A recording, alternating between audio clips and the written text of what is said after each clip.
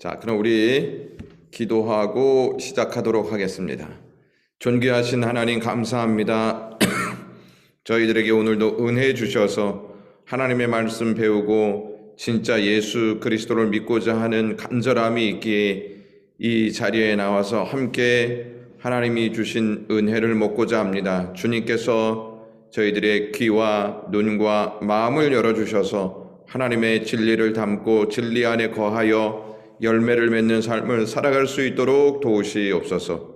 모든 것을 하나님께 맡겨오며 예수 그리스도의 이름으로 기도드리옵나이다. 아멘.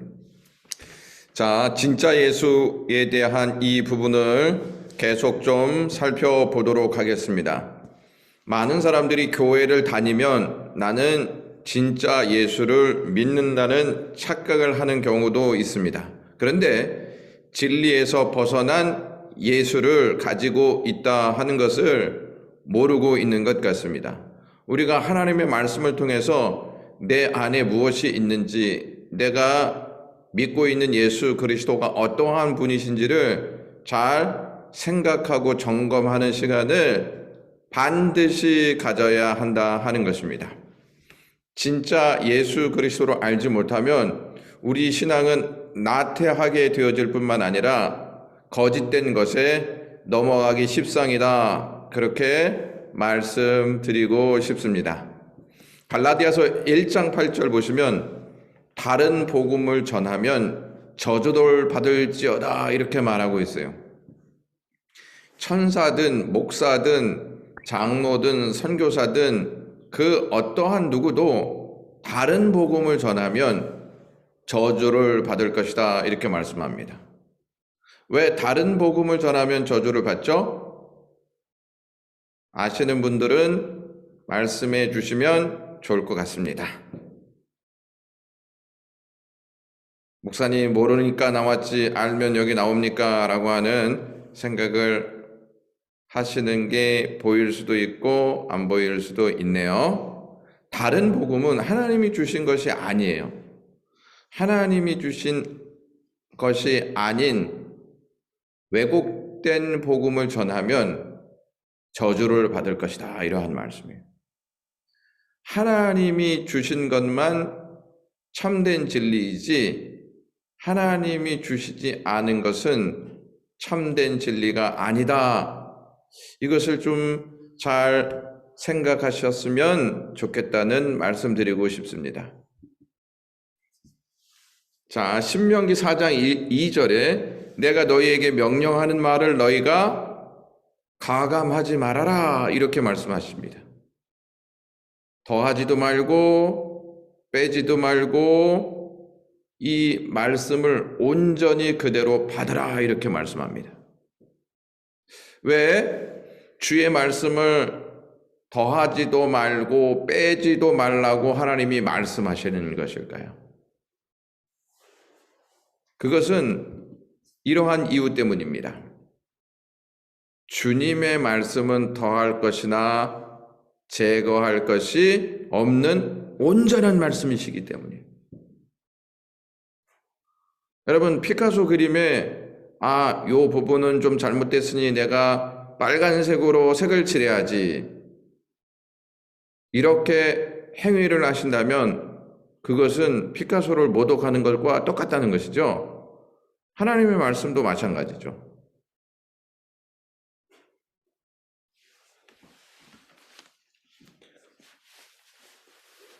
하나님의 말씀도 온전한 말씀이시기 때문에 또 그 말씀은 영원한 계시를 담고 있기 때문에 더하거나 제해서는 안 된다 하는 것, 여기에서 우리가 인식하시면 될 것 같습니다.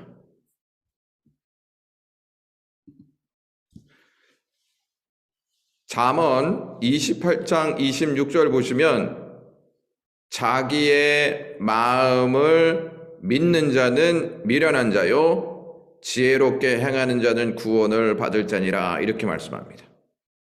자, 여기서 미련한 자와 지혜롭게 행하는 자가 나오지 않습니까? 미련한 자는 어떠한 자냐면 자기의 마음을 믿는 자예요.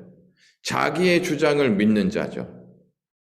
자기의 사상을 믿고 있는 거예요. 이러한 사람들은 미련한 자다. 이 미련한 자는 구원을 얻을 수 없다는 말씀이에요. 그런데 지혜롭게 행하는 자, 즉 하나님의 말씀을 믿음으로 받고 하나님 앞에 순종하는 자는 구원을 얻을 수 있다. 이러한 말씀이에요.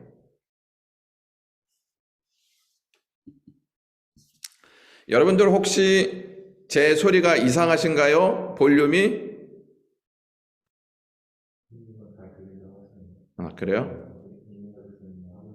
네. 자, 저희가 그 진짜 예수를 배우고 있는데 이 책의 내용을 보면 도울 김용옥 교수가 이러한 주장을 합니다. 예수 그리스도의 생애와 가르침을 기록한 복음서가 역사적 사실과는 거리가 먼 허구다 이렇게 얘기해요. 여기에서 제일 끝에 나와 있는 단어가 우리의 마음을 굉장히 분노케 하죠. 허구라고 말해요. 허구. 다 가짜라는 말이죠. 만들어냈다 하는 의미로 이 단어를 사용하고 있다는 것이죠. 다 허구이기 때문에 예수님의 동정녀 탄생을 부인합니다. 예수님이 자연적인 역사로 동정녀 마리아의 몸에서 태어난 것이 아니고 초자연적인 역사로 마리아의 몸에서 태어났어요. 그런데 이 성경의 주장이 역사적 사실이 아니다 이렇게 말합니다. 여러분들은 어떻게 생각하십니까? 이러한 주장들을 들었을 때 반박할 수 있는 기본적인 신앙관을 가지고 있어야 하는데 이러한 신앙관을 가지고 있냐 하는 것입니다. 그는 이렇게 또 주장합니다. 기독교인들이 동정녀 탄생 설화와 같은 하찮은 복음서 기사의 진실성에 매달리게 되면 진정한 복음의 내용을 망각하게 될 수 있다 이렇게 말합니다. 동정녀 탄생을 곧이곧대로 믿으면 진정한 복음의 내용을 모르고 믿는 것이다 이러한 주장을 하는 거예요. 그러면 진정한 복음의 내용이 뭐냐는 거예요. 성경적 역사성을 부인하는 게 진정한 복음이냐는 거예요. 동정녀 탄생 이 내용을 부인하는 게 진짜 복음이냐는 거예요. 그것을 다 제하여야 진정한 복음을 알게 된다. 이러한 그의 주장은 무엇을 근거로 이렇게 말하는지 잘 모르겠습니다. 분명히 성경은 다른 복음을 전하면 저주를 받는다고 했는데 우리의 생각대로, 우리의 주장대로, 우리가 가지고 있는 지식대로 이러한 것들을 다 빼내간다면 우리 안에 있는 것이 참된 복음이냐 하는 것이죠. 여러분, 이렇게 주장하는 분들이 엄청 많다는 것을 기억하셔야 돼요. 때로는 말로 하는 분도 있지만 그렇지 않은 분도 매우 많습니다. 제가 미국에서 사역할 때에도 미국 교회에 많은 목사님들이 지성을 가지고 있다고 자랑하면서 이러한 내용에 동조하고 있음을 보았습니다. 이러한 내용을 가지고 이러한 주장을 펼치는 그 교회는 결코 부흥하지 못한다. 결코 복음 앞에 바로 선 교회가 아니다 하는 것을 알게 되었습니다. 자, 이 김용옥 교수가 어떠한 언급을 하냐면 6가지의 주장을 언급합니다. 동정녀 탄생에 대한 자기 자신의 주장을 이렇게 이야기합니다. 마태복음 1장 23절에서 인용하고 있는 구약의 동정녀 탄생 예언은 잘못된 인용이다, 이렇게 말해요.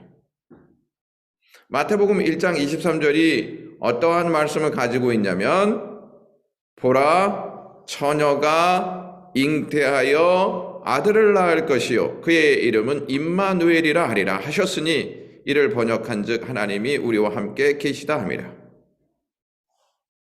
여러분, 이 처녀가 잉태하여 아들을 낳을 것이요 그 이름은 임마누엘이라 하리라. 누가 예언한 것이죠? 누가 예언하여서 이것을 성경에 기록했죠? 이사야 선지자예요. 이사야 선지자. 자, 둘째, 사도 바울의 서신에는 동정녀 탄생에 관한 언급이 없다. 그래서 동정녀 탄생에 대한 역사성은 잘못된 것이다, 이렇게 주장한다는 것이죠. 셋째는 예수님의 말씀 어록에, 그러니까 성경이 되어지지 않는 다른 책들에 보면 동정녀 탄생에 대한 언급이 없다. 그래서 예수님이 동정녀 몸에서 나온 사실은 참된 진리가 아니다, 이렇게 말한다는 것이죠. 네 번째 보면 동정녀 탄생은 우리나라 박헉 거세가 아래서 나왔다 하는 우리나라 설화 정도에 불과하다, 이렇게 얘기했어요. 그러니까 동정녀 탄생은 만들어낸 이야기, 꾸며낸 이야기다, 이렇게 이 교수가 주장하고 있는 것이죠. 황당합니까? 엉뚱합니까? 다섯 번째는 예수는 자신이 동정녀에서 태어났다는 자기 이해가 없다. 이런 이해가 없다는 거예요. 그래서 이러한 내용으로 좀 이해할 수 있어요.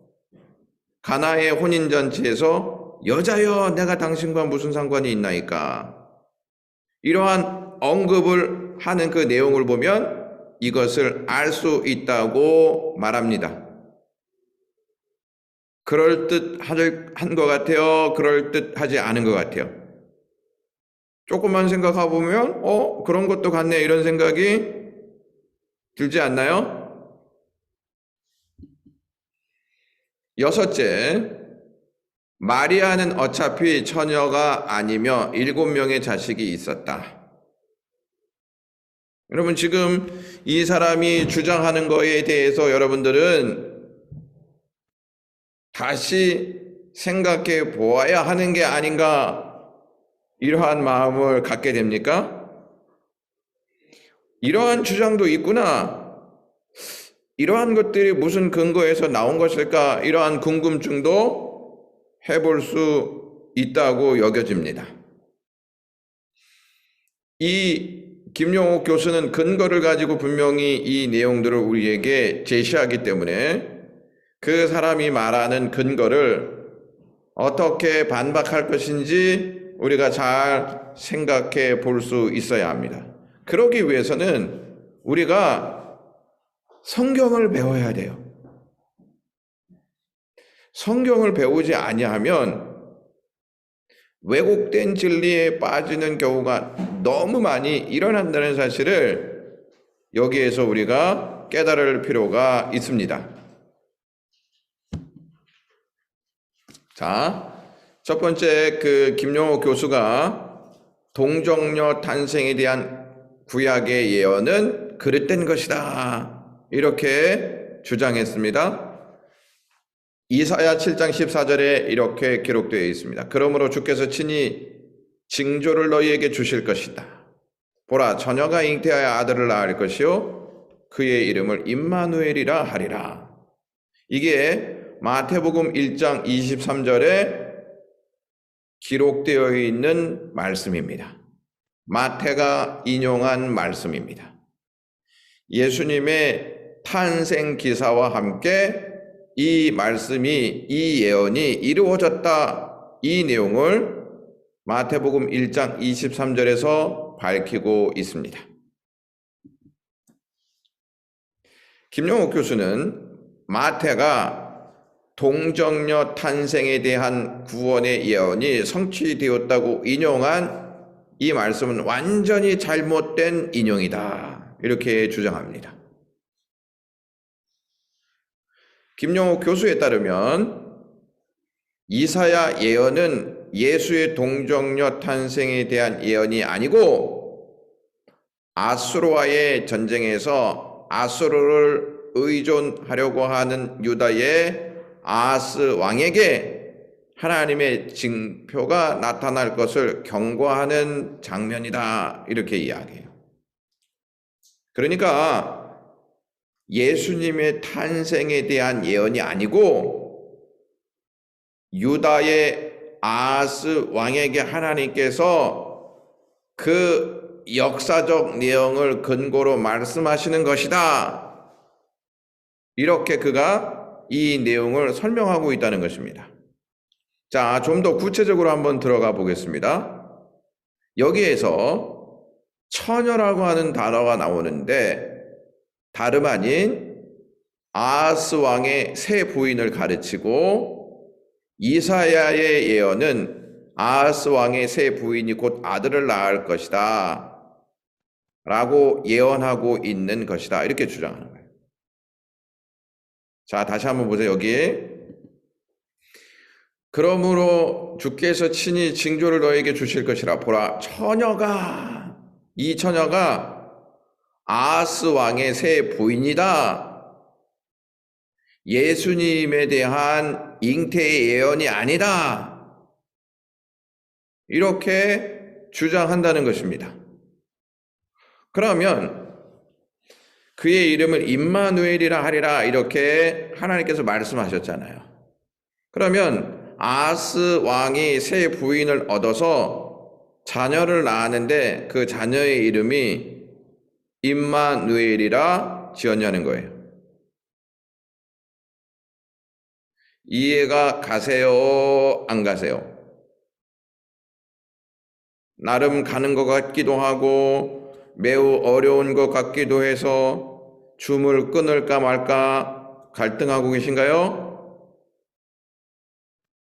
김용옥 교수에 대한 주장이 어떠한 내용인지 좀 이해하실 수 있나요?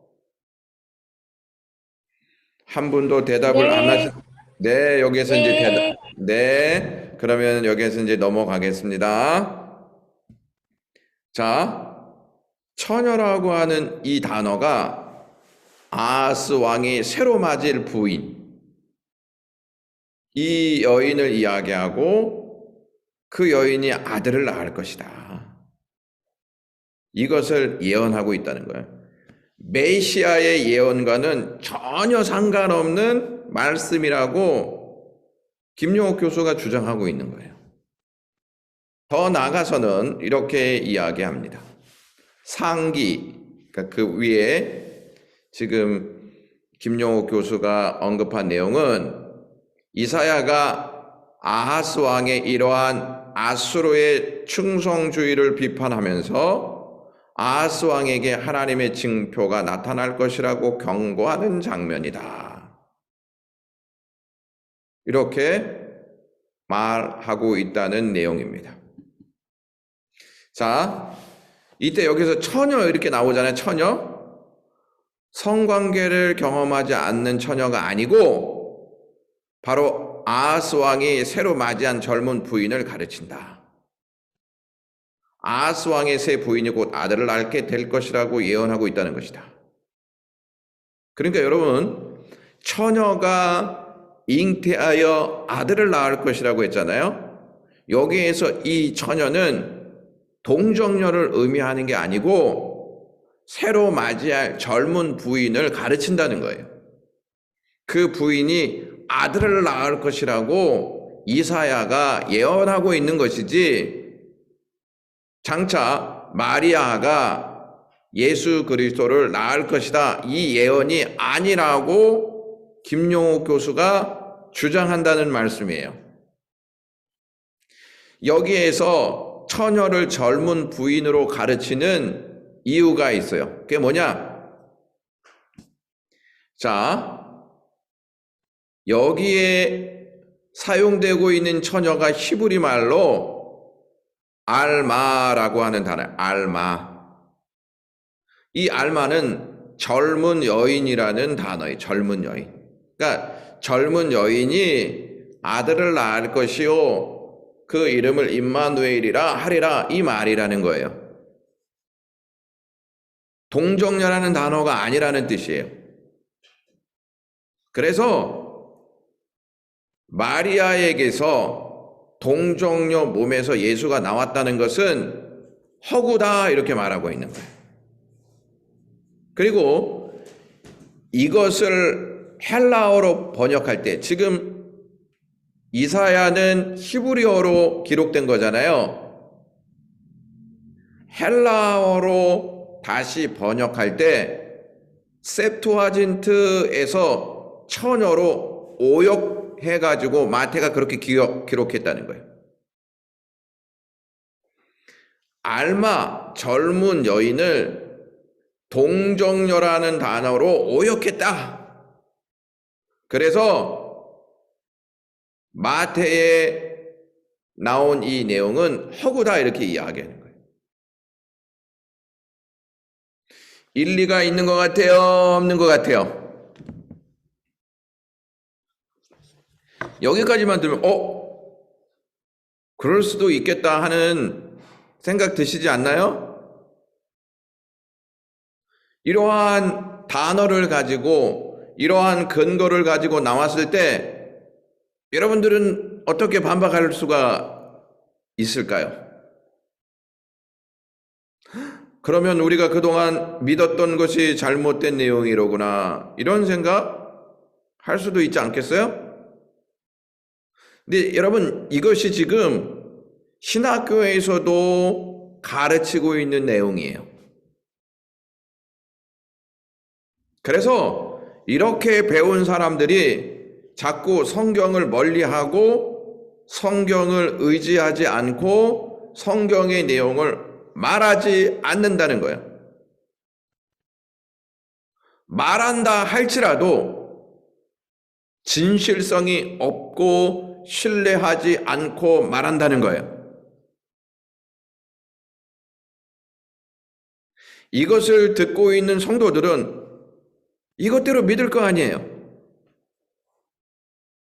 이러한 내용이 있었구나. 그러면 우리가 이러한 내용을 잘못 알고 있었구나. 이 사실을 깨달을 거 아니에요. 그래요? 안 그래요? 자, 마태복음의 저자가 잘못 번역된 셉투아진트를 읽고 인용하였기 때문에 이렇게 엉뚱한 오판을 자아냈다. 이게 김용옥 교수가 주장하는 내용이에요.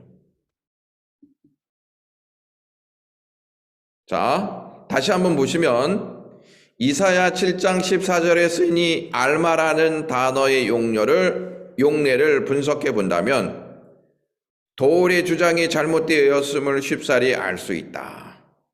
이제 반박하는 내용입니다. 보라, 처녀가 잉태하여 아들을 낳을 것이요 그의 이름을 임마누엘이라 하리라. 여기에서 처녀가 알마라는 단어로 쓰였다 그랬죠. 이 알마가 무슨 뜻을 가지고 있다고 제가 말씀드렸죠? 무슨 뜻을 가지고 있다고 말씀드렸죠? 젊은 여자. 젊은 여자예요. 자, 알마는 젊은 여자 또는 젊은 소녀를 나타낼 때 쓰인 히브리 말이에요. 그런데 중요한 점은 구약 성경에서 알마가 결혼한 여인을 나타낼 때 사용된 적이 단 한 번도 없다는 거예요. 자, 이 말의 뜻을 이해하시겠어요? 그러니까 만약에 젊은 여자가 아들을 낳았다. 이 말은 결혼한 여인이 아들을 낳았다. 성관계를 통해서 아들을 낳았다. 이러한 뜻이 될 수 있냐는 거예요. 젊은 여인은 다 관계를 맺는 여인일까요? 이 젊은 여자가 결혼을 하지 않는 처녀를 의미하는 단어예요. 자, 그것을 어떻게 알 수 있냐면 에드워드 힌스라고 하는 이 신학자가 이렇게 얘기했어요. 성경에서 사용된 알마는 단 한 번도 결혼한 여자를 가르친 적이 없으며 항상 미혼의 여자를 가르치고 있다. 미혼의 여자는 처녀예요? 아니에요? 처녀입니다. 이 알마라는 단어가 구약 성경에 7번 나옵니다. 알마가 구약 성경에 7번 나오는데 한 번도 결혼한 젊은 여자로 사용되지 않는다는 점입니다. 그러니까 이 말은 처녀라는 말이에요? 아니라는 말이에요? 처녀라는 말이에요. 자, 7번 나오는데 제가 요거는 그 책을 찍어서 여러분들에게 말씀드리는 거예요.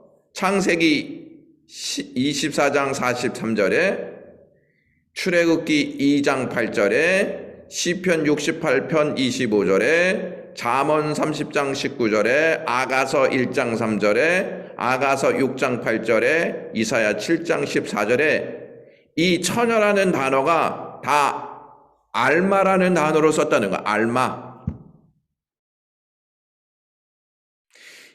여기에 나타나 있는 이 여인들은 결혼한 여인들이 아니에요. 다 처녀예요. 그러면 마태가 인용한 것이 처녀로, 동정녀로 쓰인 그 단어가 맞다는 말이에요? 안 맞다는 말이에요? 맞다는 말입니다. 그러면 김용옥 교수가 틀린 거예요? 마태가 틀린 거예요? 이것도 아니고 저것도 아닌 것 같아서 여러분 실망하셨나요? 우리의 포커스는 성경이에요. 자, 그러면은 창세기 24장 43절 내용을 한번 보시면 대표적인 예로 내가 이 우물 곁에 서 있다가 젊은 여자 리브가가 물을 기르러 오거든 내가 그에게 청하기를 너는 물동이의 물을 내게 조금 마시게 하라 하는 말씀이 나와요.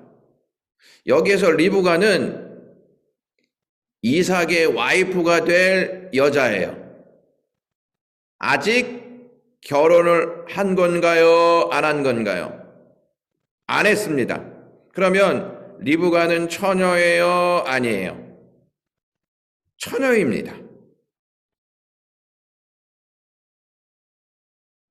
그러니까 알마라고 하는 단어가 젊은 여자라고 해서 동정녀가 아니다, 처녀가 아니다 이렇게 몰아가는 것은 불합리하다 이렇게 말씀드릴 수 있습니다. 신학교에서도 이렇게 가르치기 때문에 동정녀 탄생을 믿지 않는 신학생들도 많이 있습니다. 충격적인 것 같아요? 충격적이지 않은 것 같아요? 충격적입니다. 자, 알마란 7장 14절에 나온 처녀란 결혼한 젊은 여인을 가르치는 것이 아니라 일반적으로 결혼 정년기의 젊은 여자, 즉 처녀를 가르치는 단어임을 명확히 알 수 있다. 이제 좀 이해가 되세요? 안 되세요? 이해돼요. 네, 이해돼요. 한 분이 이제 이해된다고 해서 넘어가겠습니다. 자, 그러므로 신약 성경 속에 등장하는 알마의 모든 용례는 그 문맥 속에서 이미 처녀성을 포함하고 있기 때문에 이사야 7장 14절도 처녀성을 포함하고 있는 것으로 보아야 마땅하다고 결론 지을 수 있다. 처녀가 아들을 낳을 것이란 말이에요. 그러면 자연적인 거예요? 초자연적인 거예요? 초자연적인 것입니다. 그러니까 예수님은 자연적인 현상을 통하여서 잉태되는 것이 아니고 초자연적인 역사를 통해서 잉태될 것을 미리 이사야를 통하여서 알려주고 있습니다. 여러분, 이사야 53장에 어떠한 내용이 있는지 아시나요? 모르시나요? 예수님이 고난의 종으로 묘사되어 있는 부분이 그 부분이에요. 십자가에서 어떻게 죽으실지를 알려주는 내용이 그 부분이에요. 그가 찔림은 우리의 허물을 인하며, 이 내용 아시죠? 그 내용이 십자가에서 이루어질 사건을 미리 예언하고 있는 말씀이에요. 7장에서 예수님이 잉태할 것이다, 이 예언을 한 다음에 곳곳에서 예수님이 이 땅에 오실 것이다, 메시아가 이 땅에 오실 것이다, 이것을 강력하게 예언합니다. 그분이 53장에 가서 이렇게 고난받아 죽을 것이다 하는 내용도 같이 언급한다는 것이죠. 7장 14절에 있는 이 내용을 부인한다면 53장에 있는 그 내용도 예수님에 관련된 예언이기 때문에 부인하게 되어 있다는 말씀이에요. 하나를 부인하면 도미노처럼 그 다음에 예언된 부분들도 다 허구다, 이러한 결론을 내리게 된다는 말씀입니다. 그래서 여러분들이 성경을 잘 알고 있어야 진리를 위해서 싸울 수 있는 자세를 가질 수가 있습니다. 자, 기독교 이전, 그러니까 예수님이 이 땅에 오시기 이전 유대교에서는 이사야 7장 14절을 특별히 주목하거나 논쟁한 기록이 전혀 없다는 거예요. 무슨 말이냐? 젊은 여자, 즉 결혼한 여자에게서 메시아가 잉태될 것이다, 이러한 가짜 뉴스를 생각하지도 않았을 뿐만 아니라 이사야 7장 14절에 있는 내용이 메시아의 탄생을 예언한 구절이다, 이렇게 다 믿고 있었다는 거예요. 예수님이 오시기 전 시대의 유대인들이 그렇게 믿고 있었다는 거예요. 그러면 그 유대 문화에서 이것을 믿고 있었다면 김용호 교수가 주장하는 것은 잘못됐다는 말입니까? 안 잘못됐다는 말입니까?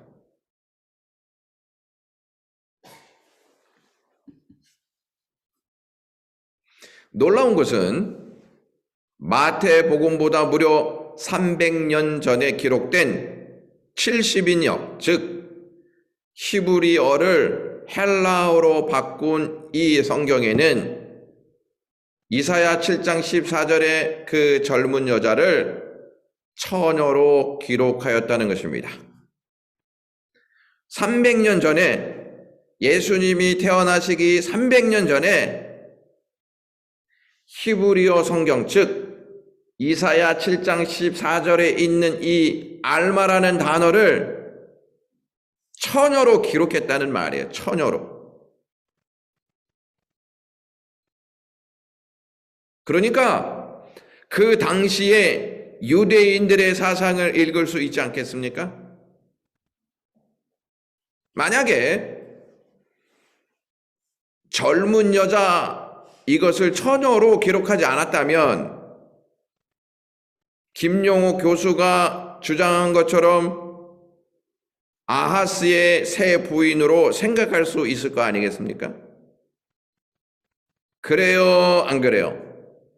그렇죠. 그런데 이 히브리어를 헬라어로 번역하는 이 학자들이 동일하게 70명의 이 학자들이 동일하게 처녀로 기록했다는 것입니다. 그것은 이사야가 기록한 그 믿음과 그 예언대로 처녀라고 하는 단어를 사용해서 언급했다는 사실이에요. 그러니까 300년 후에 마태가 오역한 내용이 아니고 하나님이 주신 예언의 말씀을 분명하고 똑바로 기록한 것이다. 이렇게 믿으셔야 한다는 말씀입니다. 자, 그 젊은 여자가 남성을 통해서가 아닌 하나님의 은혜로 처녀의 몸에서 메시아의 탄생이 이루어질 것을 이해했다는 것은 젊은 여자 단어 안에 처녀라는 내적 의미가 내포되어 있음을 70인역 번역자들이 이미 이해했다고밖에 말할 수 없다. 그러니까 예수님이 메시아가 처녀의 몸, 즉 동정녀의 몸에서 잉태할 것이다. 이것을 믿고 있었다는 것입니다. 그래서 이게 문제가 안 됐다는 거예요.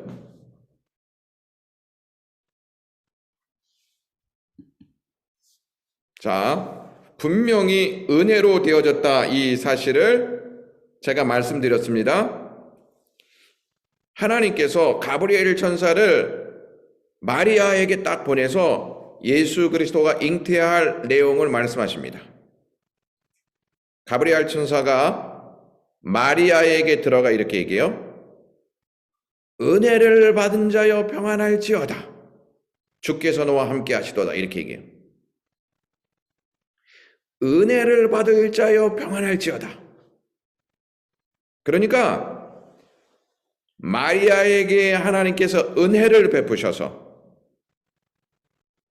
예수 그리스도를 잉태할 수 있게 허락하셨다는 것이죠.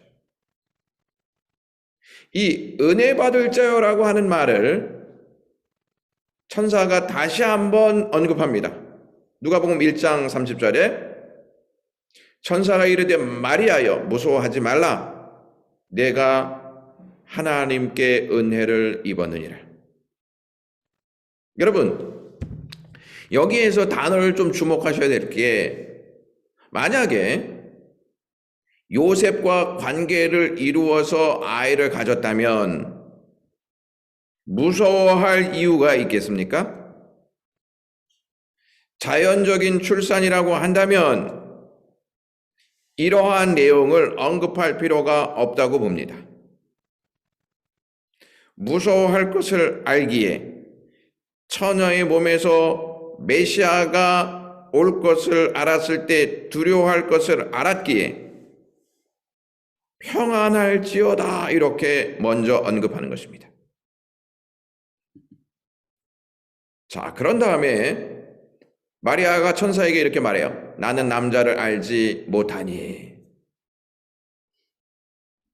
여기에서 알지 못한다는 것은 관계를 맺은 적이 없다는 상태를 말하는 단어입니다. 이 말을 마리아가 하고 있다는 점에 주목하실 필요가 있어요. 그러면서 이렇게 얘기해요. 어찌 이 일이 있으리까? 어찌 남자와 관계를 맺지 않았는데 잉태의 역사가 있을 수 있습니까? 이렇게 질문하는 것입니다.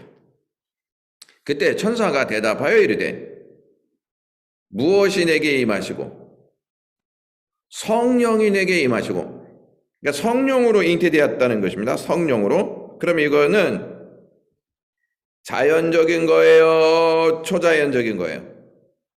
초자연적인 사건이란 말이에요. 지극히 높으신 이의 능력이 너를 덮으리니, 이렇게 얘기해요. 지극히 높으신 이의 능력의 역사가 만들어낸 사건이라는 거예요. 생물학적 사건이 아니고 성령의 역사, 지극히 높으신 이의 능력이 너를 덮겠다, 너를 품겠다, 이러한 말이요. 그래서 이렇게 얘기해요. 그러므로 나실 바 거룩한 이는 하나님의 아들이라 일컬어질 것이다, 이렇게 말해요.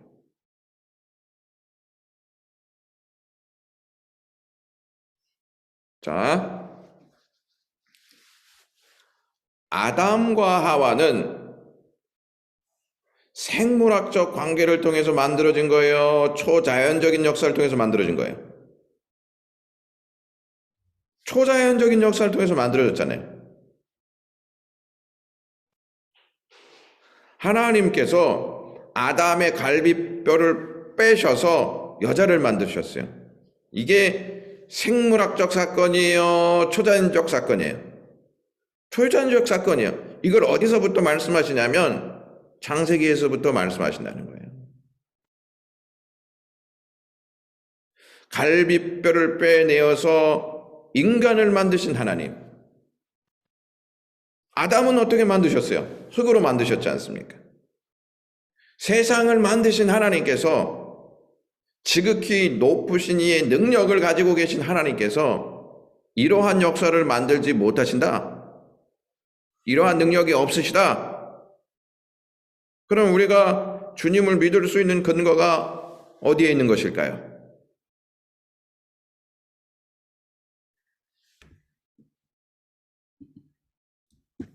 사실 예수 그리스도가 성령의 능력으로 동정녀 마리아의 몸에서 태어났다는 믿음은 초대교회 신앙의 핵심이었다.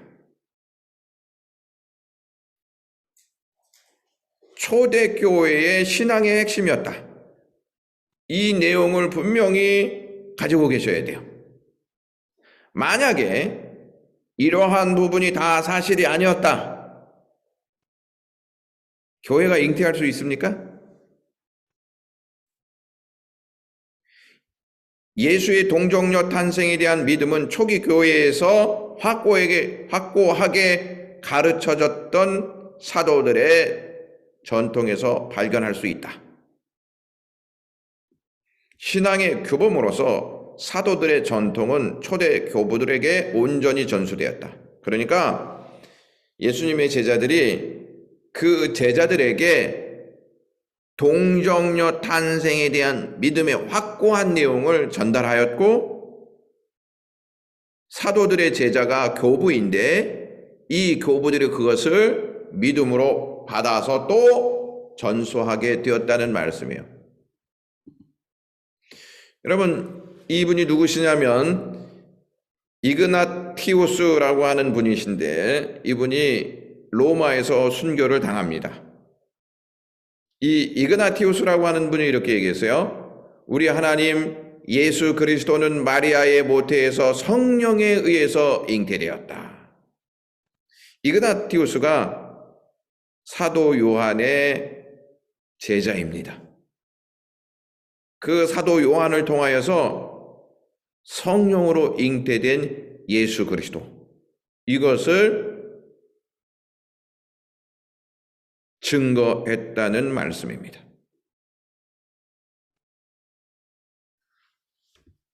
자, 이분이 누구시냐면 아리스티테스라고 하는 분이신데, 이분이 로마 황제에 대한 그리스도인의 변호라고 하는 글에서 이렇게 언급한 내용이 있습니다. 예수는 성령에 의해 히브리 처녀의 몸에서 태어났다. 예수는 성령에 의해 히브리 처녀의 몸에서 태어났다, 이렇게 얘기해요.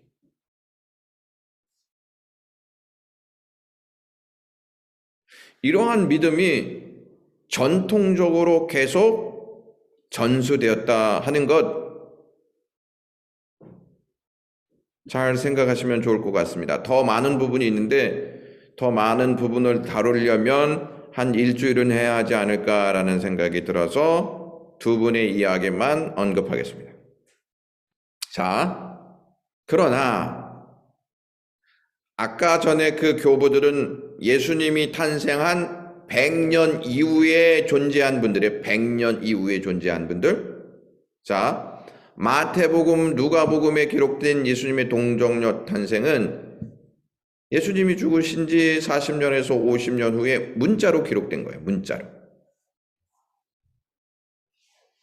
그러니까 예수님에 대한 내용을 알고 있었던 그 시대 사람들이 이것을 딱 봤을 때 이거 가짜야? 진짜야? 판가름할 수가 있어요?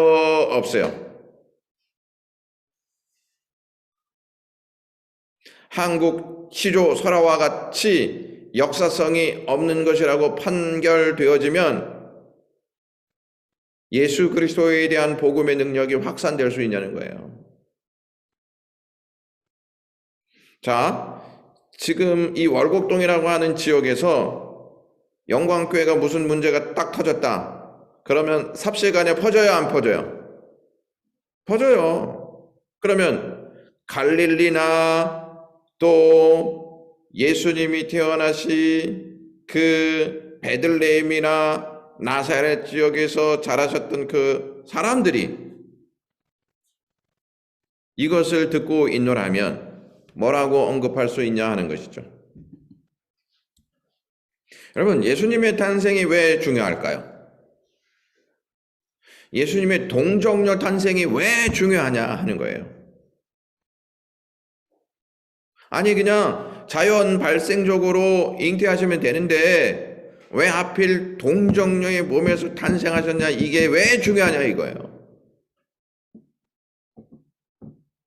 이것을 좀 아실 필요가 있어요. 그것은 하나님이 이 세상에 인간의 몸으로 찾아오셨고 그 예수께서 나의 구원자로 오셨으며 하나님이 우리의 삶의 고통 한가운데 함께 하심을 믿는다는 것을 말한다. 자, 여기서 구원자가 포인트에 구원자가 구원자는 죄가 있어야 돼요, 없어야 돼요? 다시 한번 말씀드려요. 구원자는 죄가 있어야 돼요, 없어야 돼요? 없어야 됩니다. 없어야 되죠. 그러면은 생물학적으로 잉태되면 무슨 죄가 전가되죠? 원죄가 전가되죠. 원죄가 전가되면 죄가 있는 거예요, 없는 거예요? 죄가 있는 거죠. 죄가 있는데 십자가에서 달려서 우리를 위해서 죽을 수 있어요, 없어요? 없어요, 없어. 예수님 죄 때문에 예수님이 직접 그냥 죽는 거예요. 그래서 예수님은 구원자가 될 수가 없어요. 그러면 예수님이 어떻게 오셔야 될까요? 어떻게? 원죄를 가지고 태어나지 아니하시려면 어떻게 오셔야 되죠?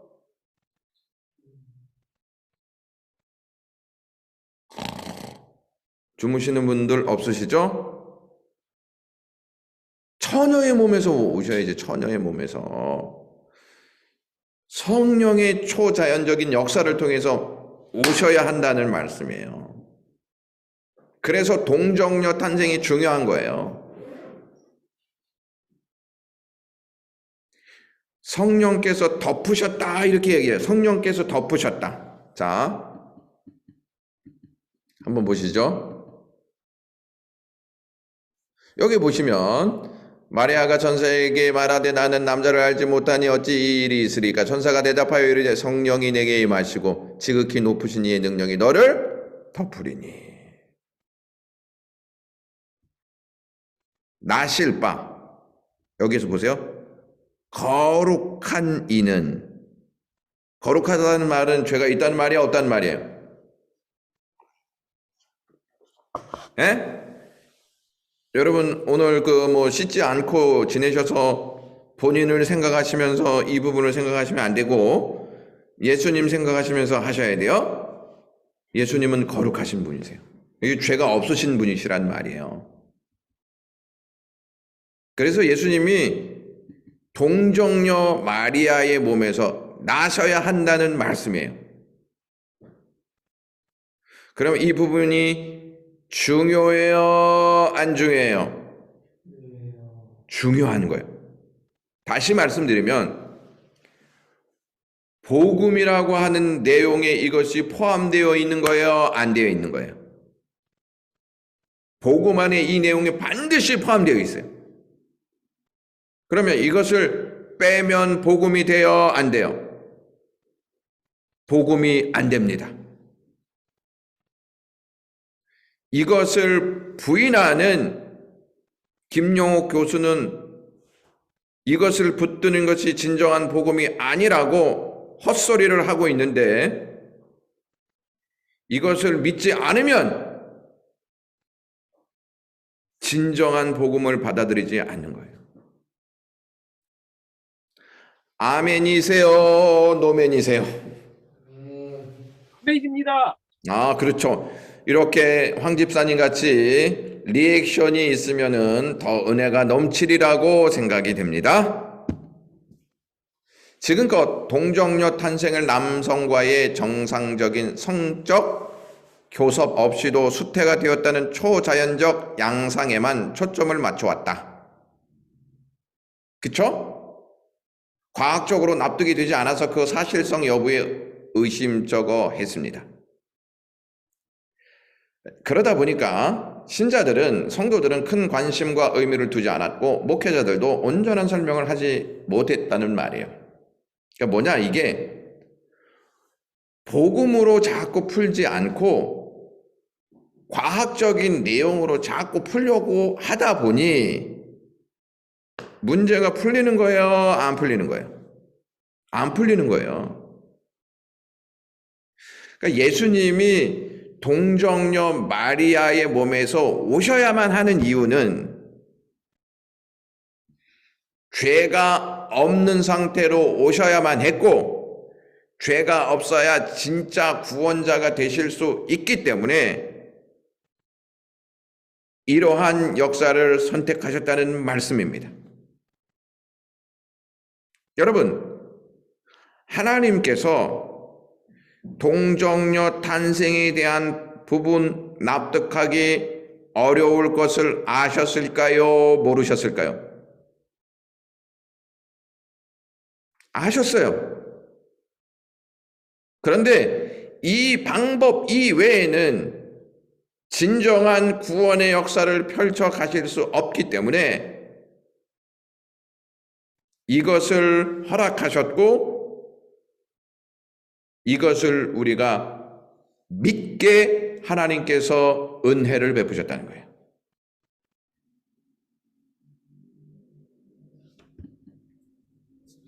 자, 동정녀 탄생의 기적은 반드시 하나님의 구원을 위한 무슨 은총일까요?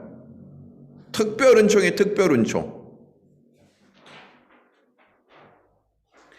초자연적인 역사니까 특별한 걸까요?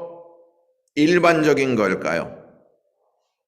초자연적인 거예요. 초자연적인 기적의 역사를 통해서 예수님이 이 땅에 오셨어요. 이건 우리에게 주시는 특별한 은총을 알게 하시는 특별한 은총. 죄에 빠진 인류를 구원하기 위해선 인간의 죄값을 대속할 만한 완전한 제물로 하나님께 바쳐져야 합니다. 그러니까 완전한 인간이 되셔야 한다는 말이에요. 그러려면 죄가 하나도 없어야 되는 것이죠. 원죄를 가지고 태어나시면 예수님은 진짜 구원자가 될 수 없다 하는 거예요. 그리고 구원자는 죄가 없는 완전한 인간, 완전한 하나님이 되어야 하죠. 완전한 하나님이 되지 못하면 부활할 수 있어요, 없어요? 에? 부활할 수 없어요. 예수님이 우리를 위해서 십자가에서 죽으셨다. 완전한 인간이세요. 예수님이 죽음 가운데에서 부활하셨다. 완전한 하나님이세요. 십자가와 부활로 완전한 인간, 완전한 하나님을 깨달으셔야 돼요. 이것이 특별 은총의 역사로 주어진 것이기 때문에 일반 사람들은 이해할 수 있겠어요? 없겠어요? 이해할 수가 없죠. 일반 사람들은 자꾸 과학적 근거를 제시해서 이 문제를 풀려고 하기 때문에 그렇습니다.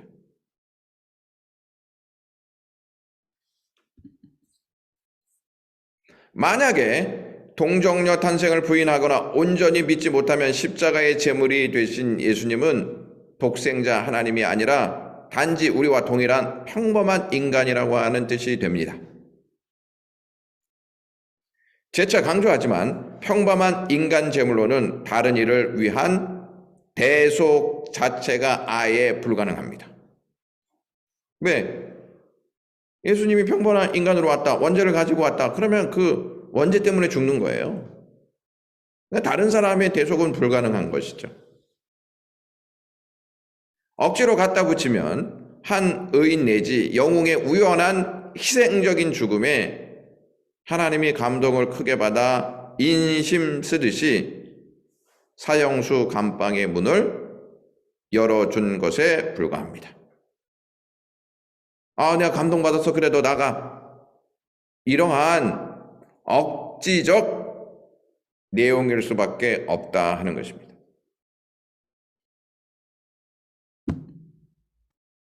요컨대 구원이 하나님의 선물이 아니고 인간 영웅의 공로가 된다.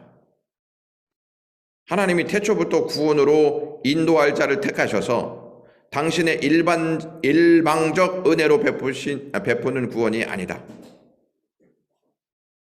구원이 하나님의 계획과 주권 밖에 있다. 우발적으로 일어난 하나님의 즉흥적인 행동일 뿐이다. 이게 누구의 주장인 거예요? 에? 이게 누구의 주장이라는 거예요? 김용옥 교수의 주장이라는 말이에요. 자, 이제 넘어가고 이 부분 하고 마치도록 하겠습니다. 성경은 어떻게 말하는가? 동정녀 탄생을 성경에서부터 우리에게 알려주는데 그 성경은 창세기부터예요. 여러분, 제가 설교 시간에 자주 언급하는 게 이 원시복음이거든요. 내가 너로 여자와 원수가 되게 하고 너의 후손도 여자의 후손과 원수가 되게 하리니 여자의 후손은 내 머리를 상하게 할 것이요 너는 그의 발꿈치를 상하게 할 것이다 하시니 이렇게 말씀하였잖아요. 그러니까 하나님이 여자의 몸에서 예수 그리스도가 올 것이다 하는 것을 이 창세기에서 미리 말씀하셨어요.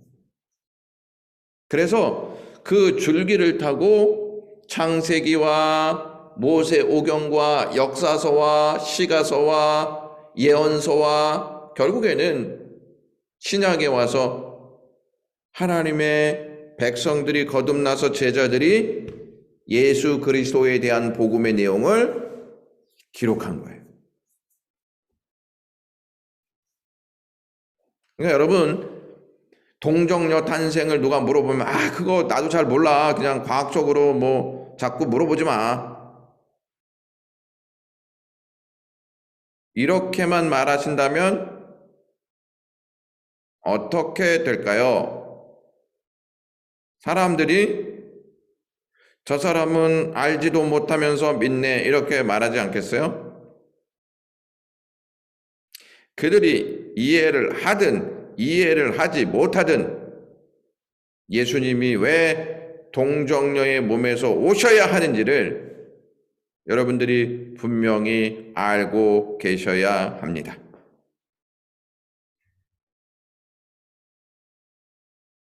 자, 오늘은 여기까지 하는데 이해가 됐습니까? 아니면은 아직도 잠을 자야 하는 시간이 다가온다는 생각 때문에 몽롱해하고 계십니까? 이해가 됐습니다. 이해가 되긴 되는 것이죠. 이제 11월 달이 가고 있고 12월 달이 오고 있기 때문에 그렇습니다.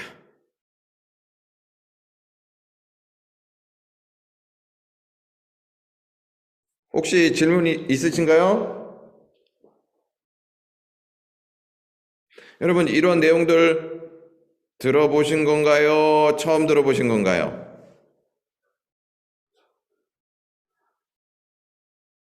알마라는 단어를 들어보셨나요? 알까 말까 모를까 하다가 오늘 알마를 알게 되어서 머리가 조금 아프신가요? 알만 할 것 같아요? 모를 것 같아요? 여러분, 이러한 근거들을 가지고 유혹하는 사람들이 너무 많이 있어요. 그러면 이러한 내용을 가지고 자기들 나름대로 논리를 주장하면은 반박할 수 없는 사람들은 넘어가게 된다는 것이죠. 여러분, 우리가 명심하셔야 될 것 같아요. 뭐냐? 성경만 진리다. 기도하겠습니다. 하나님 아버지, 오늘도 저희가 이 시간 중요한 내용들을 같이 배웠습니다. 복음이 무엇인지, 복음 안에 어떠한 내용이 있는지를 배웠습니다. 이것 쉽게 잊어버리지 않게 하여 주시고, 잘 이해하지 못하면 이해할 때까지 계속 듣게 하셔서 우리가 복음 안에 든든히 서갈 수 있는 주님의 백성들 되게 하옵소서. 예수 그리스도의 이름으로 기도드리옵나이다. 아멘.